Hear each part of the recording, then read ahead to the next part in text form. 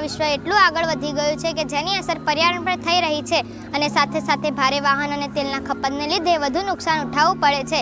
આમ વિશ્વમાં ચારે બાજુ અશાંતિ ફેલાઈ રહી છે। યુક્રેન રશિયા હોય કે હમાસ ઇઝરાયલ હોય, ચારે બાજુ યુદ્ધનો માહોલ જોવા મળે છે અને પ્લેન ક્રેશ લેન્ડિંગ કરાવવી પડે છે। તેથી જ અમે જે અમારો પ્રોજેક્ટ બનાવ્યો છે જે બધા પ્રશ્નોનું સમાધાન કરી નાખશે, જે ભારત માટે નહીં પરંતુ આખા વિશ્વ માટે ઉપયોગી થશે। હેતુ: સ્માર્ટ હાઈવે દ્વારા ખનિજ તેલની બચત થાય છે।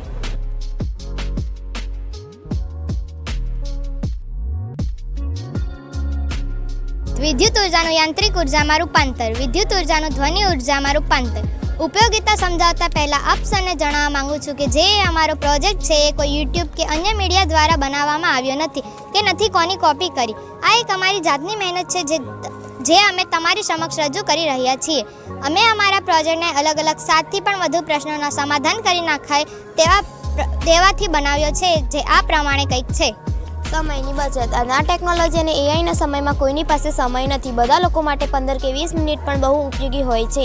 ત્યારે સરકારે દેશ અને દુનિયામાં ઇલેક્ટ્રિક વ્હીકલ તો બનાવ્યા, પણ તેને ચાર્જ કરવા માટે જે તે વાહન માલિકે પોતાનો કિંમતી સમય બગાડવો પડે છે। ત્યારે અમારા આ પ્રોજેક્ટમાં એ સમયને બચાવાય અને ચાલુ મુસાફરી દરમિયાન વાહન ચાર્જ થઈ જાય તેવો હાઈવે બનાવ્યો છે। તે શરૂઆતમાં થોડો ખર્ચાળ હશે પણ આગળ જતાં ખૂબ ઉપયોગી સાબિત થશે। જે તમે અહીંયા જોઈ શકો છો, આ એક વાયરલેસ ઇલેક્ટ્રિક ચાર્જિંગ કાર છે જે મેગ્નેટિક હાઈવે પર ચાલતાની સાથે જ ચાર્જ થઈ જશે, જેથી પહેલાં જે આપણે સમય કારને ચાર્જ કરવા માટે બગાડવો પડતો તો તેની અહીંયા બચત થઈ જશે। ઇલેક્ટ્રિક હાઈવે: ઓટો ચાર્જ હાઈવેની સાથે સાથે મેં ઇલેક્ટ્રિક હાઈવે પણ બનાવ્યો છે, જે ભારે ભરકમ હેવી વાહન જેમ કે બસ, ટ્રક, જેસીબી જેવા હેવી વાહનોને ઇલેક્ટ્રિક ફિલ્ડ દ્વારા ટ્રાન્સપોર્ટમાં મદદરૂપ થશે અને જે વાહન માલિકોને તેલની ખપત હતી તેનાથી બચાવશે, જેથી વાહન માલિકો અને ગ્રાહક બંનેને લાભ થશે। જે કંઈક આ પ્રમાણે છે: જ્યારે પણ ભારે ભરકમ હેવી વાહનોને પોતાને ઓટોમેટિક ચાર્જ થવો હશે તો તે થઈ શકશે અને જો તેને પોતાનો રસ્તો પણ બદલવો હોય તે પણ તે સરળતાથી બદલી શકશે। પ્લેન ક્રેશ લેન્ડિંગ: આજે સમાચારમાં ઘણા કિસ્સા આવે છે કે પ્લેનને રનવે ન મળતા પ્લેનને ક્રેશ લેન્ડિંગ કરાવવું પડ્યું, જેના કારણે ઘણા લોકોએ પોતાનો જીવ ગુમાવ્યો।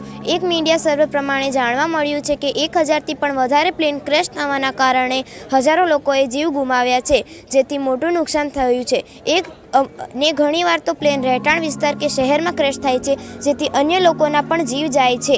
અમારા આ પ્રોજેક્ટમાં તેનું પણ સમાધાન છે। જ્યારે પણ આવી સ્થિતિ સર્જાશે અથવા પ્લેનને રનવે નહીં મળી રહે ત્યારે અમારા પ્રોજેક્ટમાં જે હાઈવે છે તે રનવેનું પણ કામ કરશે, જેથી પ્લેનને ક્રેશ લેન્ડિંગ નહીં કરાવવું પડે અને મોટું નુકસાન થતું અટકાવી શકાશે।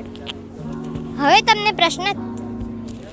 તમને પ્રશ્ન થવો જોઈએ કે જ્યારે આપણે પ્લેનને લેન્ડિંગ કરાવીએ છીએ ત્યારે ત્યાં વચ્ચે આવેલું ડિવાઈડર નડશે નહીં તો ના, એનો પણ સમાધાન થઈ શકશે। અમારા પ્રોજેક્ટમાં ડિવાઈડર નીચે થઈ જશે, જેથી જે બંને રોડ છે તે સમતલ થઈ જશે।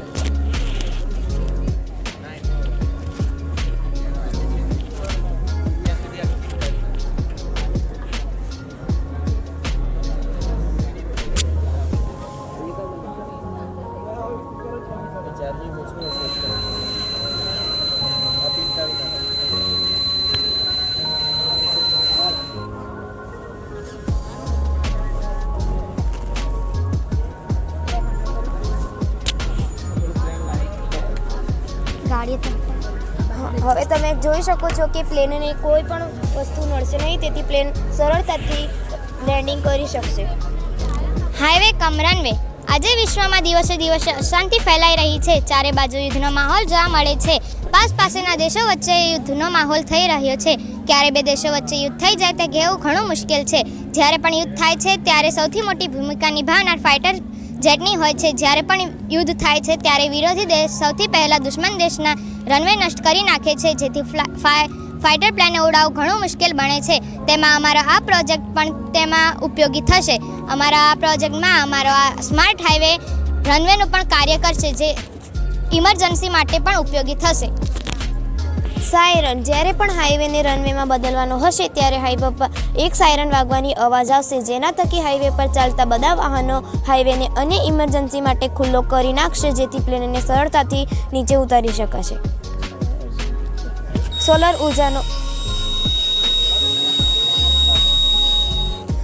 ઉર્જાનો ઉપયોગ: આ વિદ્યુત આજના આ સમયમાં વિદ્યુત ઉર્જાના સ્થાન પર સૌર ઉર્જાનો ઉપયોગ વધી રહ્યો છે. સૌર ઉર્જાના ઉપયોગ થકી પ્રદૂષણને પણ રોકી શકાય છે. તે ઉપરાંત આપણા દેશના વડાપ્રધાન શ્રી નરેન્દ્રભાઈ મોદી સાહેબ પણ વિશ્વને રિન્યુએબલ એનર્જીનો ઉપયોગ કરવા માટે આહ્વાન કરે છે, જેને ધ્યાનમાં રાખીને અમે આ પ્રોજેક્ટ બનાવ્યો છે. તમારી જાણ ખાતર મેં કહેવા માંગુ છું કે અમારા આ પ્રોજેક્ટનું સમગ્ર સંચાલન સૌર ઉર્જાથી થાય છે, જેથી વાહનમાંથી નીકળતા ધુમાડા કે પ્રદૂષણ પણ રોકી શકાય છે. પર્યાવરણનો બચાવ. આજના વિજ્ઞાન અને ટેકનોલોજીના યુગમાં વિશ્વ એટલું આગળ વધી ગયું છે કે જેની અસર પર્યાવરણ પર થઈ રહી છે. આજે ઔદ્યોગિક ક્રાંતિના લીધે પ્રદૂષણ વધ્યું છે. વાયુ પ્રદૂષણ અને ધ્વનિ પ્રદૂષણ પણ વધી રહ્યું છે. કાર્બન ડાયોક્સાઇડનું પ્રમાણ પણ વધી રહ્યું છે અને આજે પર્યાવરણને બચાવવા લોકો અનેક પ્રયત્ન કરી રહ્યા છે. ત્યારે અમારો આ પ્રોજેક્ટ પણ તેમાં સહભાગિતા નોંધાવી રહ્યો છે. જ્યારે અમારો આ